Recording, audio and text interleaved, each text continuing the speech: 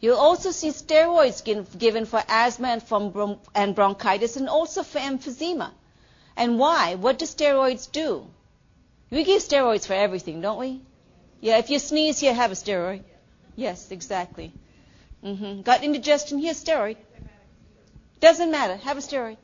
Okay. Why do we give steroids? Because steroids have an anti-inflammatory component to them. That's the good side of steroids. The bad side of steroids is that they also can suppress your immune system and cause you all kinds of problems. Okay? And the other bad thing about steroids is it causes you to retain water. Okay? And you can get that buffalo hump and the paper-thin skin and the moon face, and you lose your hair. Lose your hair here, grow a mustache. And I'm talking girls, you know. So it can be a problem. We're going to give oxygen for asthma, for bronchitis, for emphysema. But remember, how much oxygen maximum do we give? Maximum is 3, but the recommendation from NCLEX is 2. Okay? So in the real world in practice, maximum is 3. Okay? You want to give fluids, more than 3,000 cc's a day, and why is that? And you do this for asthmatics, for bronchitics, and for emphysemics. Why is that? Because you want to dilute out that thick, tenacious sputum. Remember, with asthma, you've got lots of sputum also, because that's what constricts your bronchioles. Okay? IPPB, intermittent positive pressure breathing treatment, you will sometimes see that given for asthma. Okay, with emphysema, here's my pink puffer. He's pretty pink. You don't see cyanosis with him. Asthmatics are the blue bloaters, right? Emphysemics are the pink puffers. You have dyspnea with emphysema, you have extremely stinky sputum. Extremely. When they get to end stage emphysema, they're going to suffer extreme weight loss. Why? Because they have to choose, literally choose, between eating and breathing. They cannot do both. If they eat, they cannot breathe. And if they breathe, they just can't eat, because they just can't. So we take these things for granted, but they will actually literally have to choose between eating and breathing.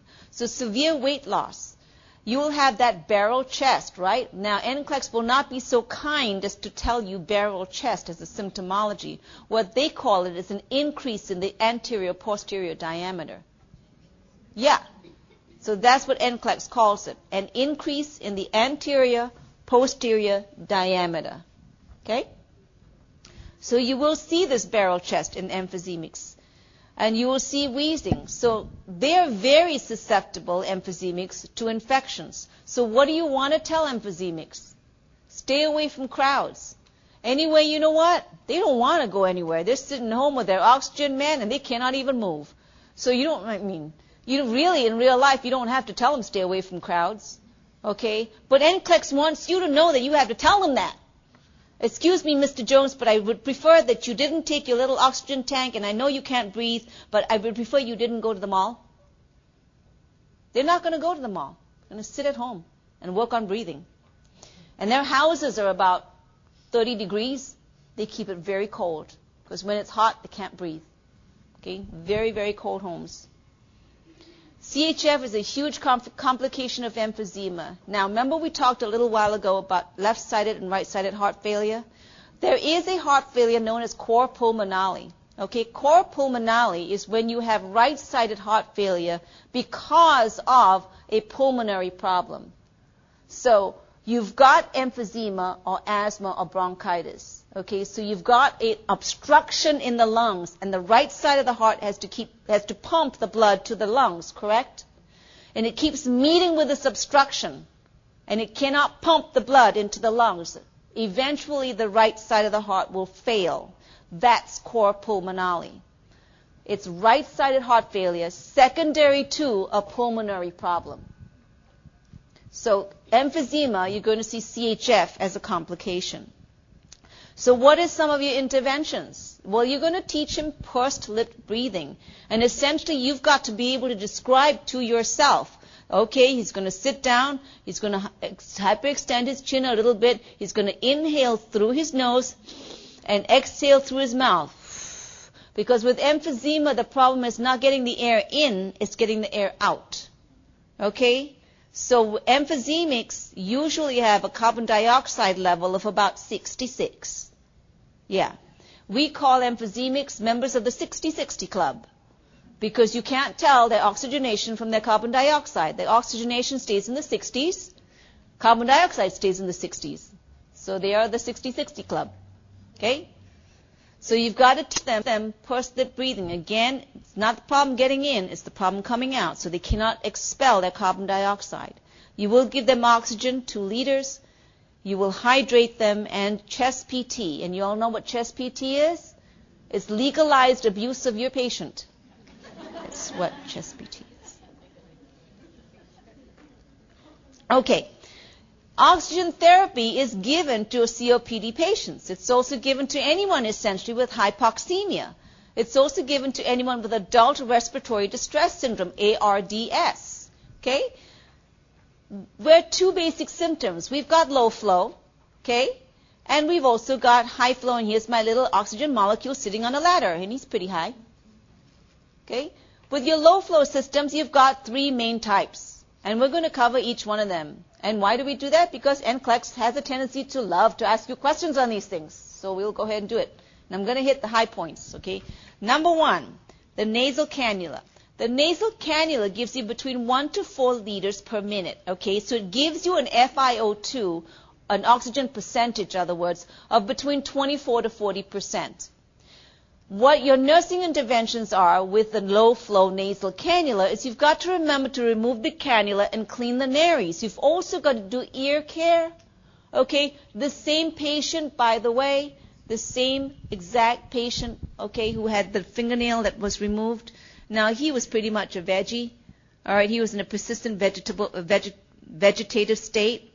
He also had the nasal cannula, and when I went to clean and took the nasal cannula off, the ear right here was split right down to there. Yeah, they're just, very simple nursing care, folks. Very simple nursing care. We went into this profession to help people, so let's help them. Okay.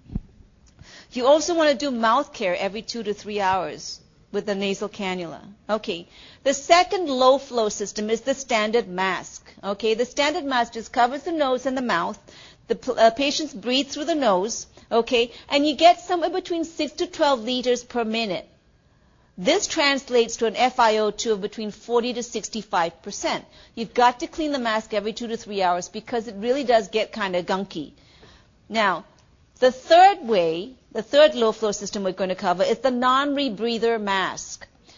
With the non-rebreather mask, you actually have a reservoir bag that hangs down. Now, with the reservoir bag, you've got to remember that the patient breathes the air from the bag.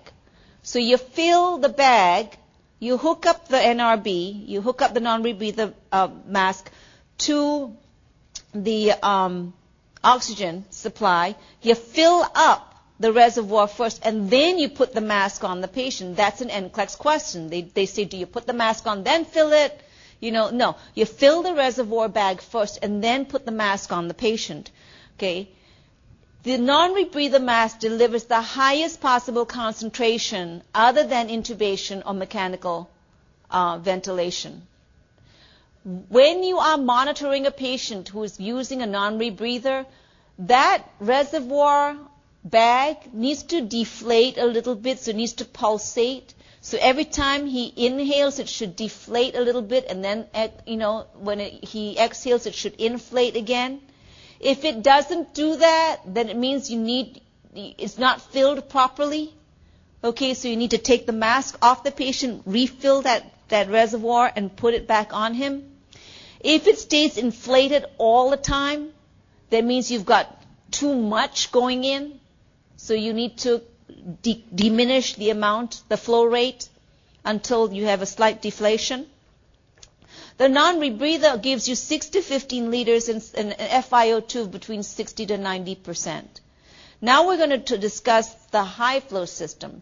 The high flow system is a Venturi mask. Number 1 is a Venturi mask. The Venturi mask is a wonderful thing because I call it the dial on oxygen. You actually dial the percentage of oxygen that you want and then put it on him. with the venti mask, which doctors really like to use because you can use it for asthmatics, for COPD patients. The oxygenation is anywhere from 24 to 50%. And if you remember, go back to the nasal cannula. That's between 24 and 40%, right? Okay, this one is between 24 and 50, so it's really close.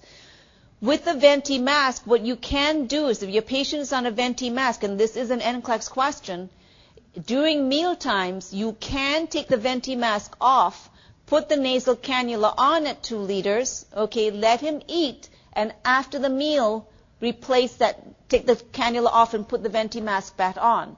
That is an NCLEX question, and that, yes, you can do that with a venti mask. Safety precautions. Well, you know, no smoking, keep your electrical equipment away from the oxygen. Synthetic fabrics. Okay, those of you, how many of you wear polyester to work, or rayon, or pantyhose and stuff like that? Can't do it. No, can't do it. Really cannot do it. If you're wearing pantyhose, go get cotton. Okay? Because synthetic fabrics, especially in the winter, there's static electricity, cause a spark, start a fire.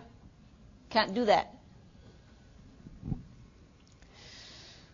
Okay, you must use humidified oxygen, and you want to avoid the use of flammable materials like oils and greases or alcohol near the patient with the oxygen. Since all you nurses here, you know how we have all these little squares of alcohol swabs in our pocket, and how if anything's dirty, we take one, rip it, and then clean it? Yeah? Don't we do that? We do that with everything. We clean everything with it. Okay, we can't do it anymore, especially not around oxygen. Okay, because that's an inflammable substance, so you certainly don't want to do it. Big thing with oxygen is you want to assess for signs and symptoms of oxygen toxicity. And this substernal pain, cough, and hemorrhaging are big signs of oxygen toxicity. So you really need to watch that very carefully. And this is really more for people who are on higher flow oxygen for extended periods of time. Okay? Let's talk about ABGs. With ABGs, you just got to follow the rules. If you follow the rules, you're going to be all right. Okay? Now, in Hawaii, where I'm from, there's a bus system. And the bus system is called DABUS, D-A-B-U-S. So we are now going to follow the rules. Okay. Very easy. So, the rules number 1. The pH range, you all know, is 7.35 to 7.45. The higher the number, the more alkalotic. The lower the number, the more acidic, right? The carbon dioxide range is 35 to 45. The higher the number, the more acidic. The lower the number, the more alkalotic. And if you know that it's carbon dioxide related, it's respiratory. The rule number 3. Bicarb, that range is 22 to 26. The higher the number, the more alkalotic. The lower the number, the more acidic. And if it's bicarb related, it's metabolic. Those are your 3 basic rules. Okay? You got to know what your normal ranges are. pH, 7.35 to 7.45. The lower the number, the more acidic. The higher the number, the more alkalotic. Carbon dioxide range, 35 to 45. The higher the number, the more acidic. The lower the number, the more alkalotic. Bicarb range, 22 to 26. The higher the number, the more alkalotic. The lower the number, the more acidic. If it's carbon dioxide related, it's respiratory. If it's bicarb related, it's metabolic. Yes? Okay, let us move on. Here now are the final rules. Hold on. Don't panic, folks. Don't panic. You get it. Here are the final rules. You first of all, you have to identify the pH. Number 2, you have to identify the carbon dioxide. Number 3, you identify the bicarb. Number 4, you play a game called mix and match. Okay? You've got some value